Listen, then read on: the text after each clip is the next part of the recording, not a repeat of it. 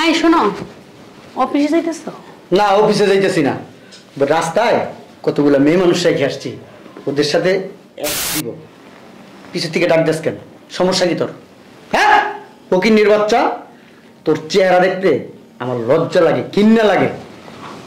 তোর লজ্জা লাগে না আমার যে ডাক দেস? তোর যখন বিয়ে করছি তোর বাবার কি কথা দিছিল আমারে?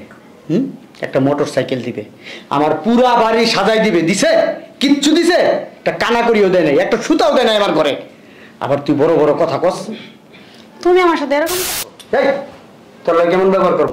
তোর বাপ তোর মা এইসব বিষয়ে কোনো কথাই বলে না। আমি যদি কথা উঠাই সুন্দর করে কথা এড়াই ফেলায়। সমস্যা কি তোদের? আর আমার যে ইনকাম খাস বৈশা বৈশা, তোর তো লজ্জা থাকা উচিত।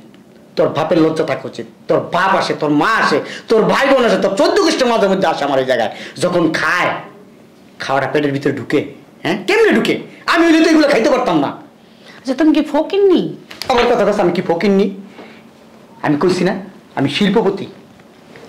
যেটা কথা দিছে আমার সাথে তারা কথা রাখে নাই, তারা মিথ্যাবাদী। একজন মিথ্যাবাদীর মেয়ের নিয়ে আমি সংসার করতেছি, এই কথা চিন্তা করলে জানোস আমার মন চায় মাটিটা পাক হয়ে যেত, আমি মাটির ভিতরে ঢুকে যেতাম। এত বড় লজ্জা লাগে আমার। তা আমার আব্বু তো বলছে দিবে, আমার আব্বু একটু সমস্যাতে আছে। আমার একটা বাচ্চার বয়স মনে কর 12 বছর, তোর ভাবে কবে দিব? আমি মহিলা গেলে দিব? হ্যাঁ, গরম গরম আমার ডাক দিবে না পিছন থেকে।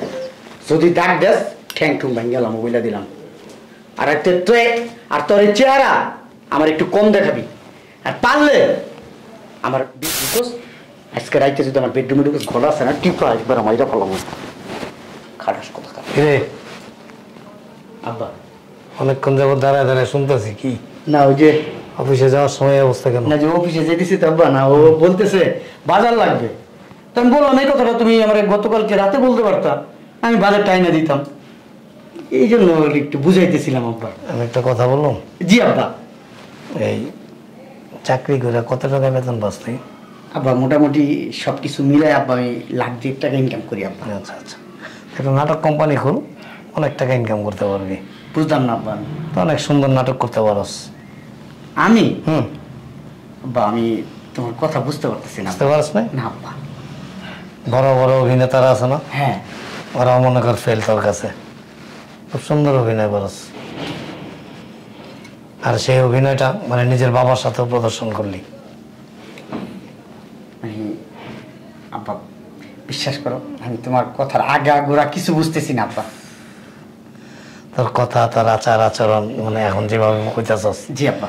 যে কোনো লোক মনে করো ও কি জানস, তোর মতো একজন সত্যবাদী পৃথিবীতে মনে আর দ্বিতীয়টা না। তুমি আমার যেভাবে মানুষ করছো আব্বা, পারিবারিক শিক্ষা দিছো, শিক্ষিত করছো আব্বা, মানুষের সাথে কিভাবে আচার ব্যবহার করতে, এগুলো সব শিখেছো আব্বা। আমি ওইভাবে কথা বলি সবার সাথে, মার্জিত ভাষায় কথা বলি। আমি যেভাবে শিখাইছিলাম সেভাবে হল নাই।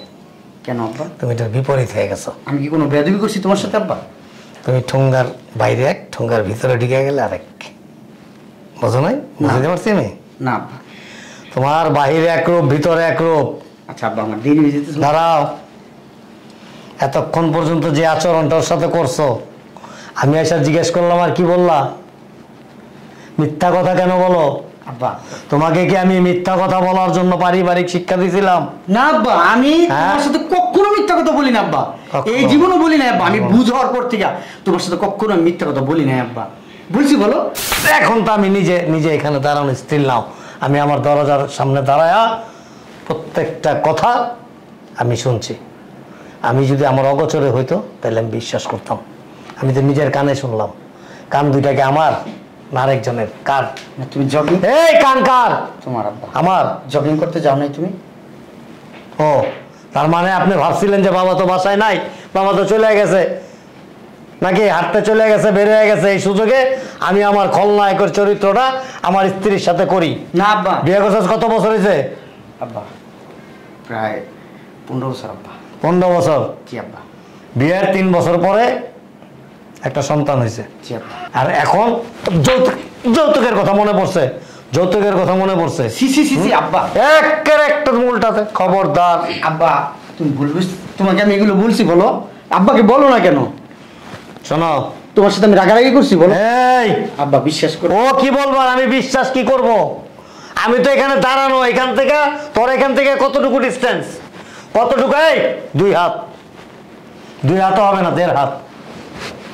এটুক ডিস্টেন্সের মধ্যে কি আমি কি বয়রা না কানে মেশিন লাগানো আমার?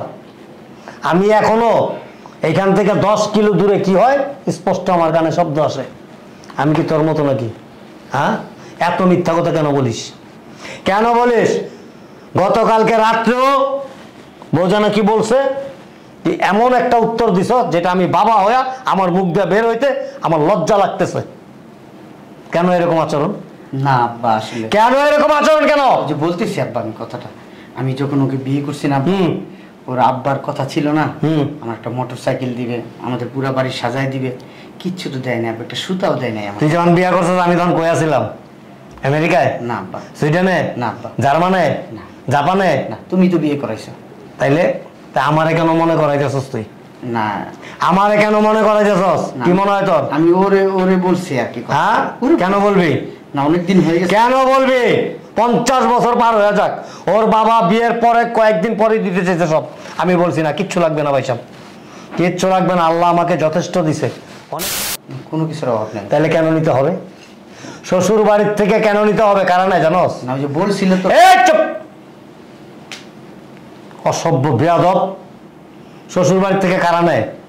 যারা পঙ্গু, নেশাখোর, ড্রাগ অ্যাডিক্টেড, তারা। তুই কি পঙ্গু, মানসিক প্রতিবন্ধী, ড্রাগ অ্যাডিক্টেড, হ্যাঁ, ভিখারি? তাহলে কেন নিবি? আল্লাহ তাআলা আমার বাবার অনেক কিছু দিছে। হ্যাঁ, তুই কি ঘরে কি মাটিতে ঘুমাস, ফ্লোরে ঘুমাস? না না না না, তাহলে কি দিব? 1.5 লাখ টাকা দেবেন, খাটে দেবেন। কি দিবে তোরে?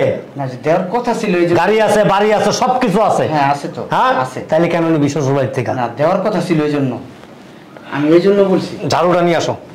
ছাব্বা, আমি অফিসে যাই। দাঁড়ায় নাই, অফিসে দেরি হয়ে যায়। এইখানে দাঁড়া। আজকের পর জি। যদি আর কোনোদিন কোনো সময় জি আমার কানে এই শব্দটা আসে জি যে তুই ওই যৌতুকের ব্যাপারে, ও তোর শ্বশুর কি দিতে চাইছিল, কি দিবে, এই কথাটাও যদি তোর মুখ দিয়ে বের হয় বা উচ্চারণ হয়, জি আব্বা, আমি সাথে সাথে এই সম্পত্তির যা কিছু আছে সব বৌমার নামে লিখে দিয়া তোর পাশার মধ্যে একটা লাথি দিয়া বাড়ির থেকে বের করে দেবো। আর শুনবো না আব্বা, আমি এই ধরনের কথা বলবো না। সরি। সরি? অভিনয় অভিনয় করে, অভিনয় করে।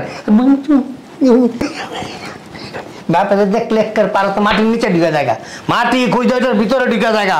বউরে পারলে তো একের বাবা রে বাবা, মানে বউর পা ধরে বয়ে থাকতে পারস। এইরকম সিচুয়েশনে যাস, যখন বাপের চোখের আড়াল হয় তখনই বউয়ের এমন চোখ রাঙানি দেস, বাবা রে বাবা, মানে ওয়ার্ল্ডের মধ্যে সবচেয়ে বড় খলনায়ক তুই, এর চেয়ে বড় আর কোনো খলনায়ক নাই আমার মনে হয়। আর জীবনে শুনবেন না আব্বা।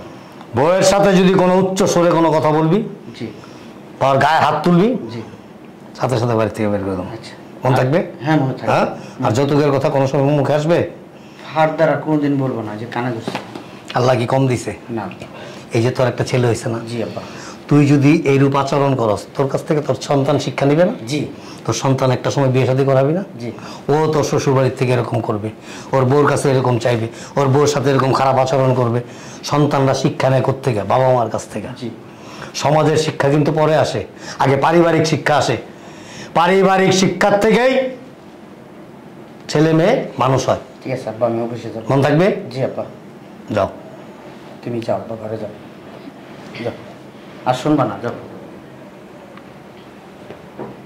গেডি এমনি করতে করতে তো এক সময় বেকা হয়ে যাবি।